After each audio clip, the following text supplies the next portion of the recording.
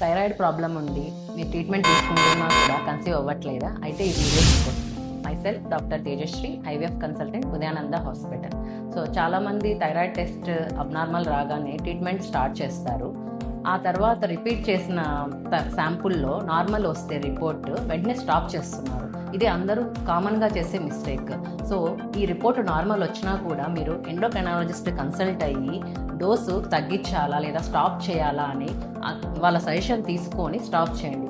ఎందుకంటే 6 to 8 వీక్స్లో మన బాడీలో మొత్తం థైరాయిడ్ లెవెల్స్ నార్మల్ అవ్వవు, ఇంకా టైం పడుతుంది.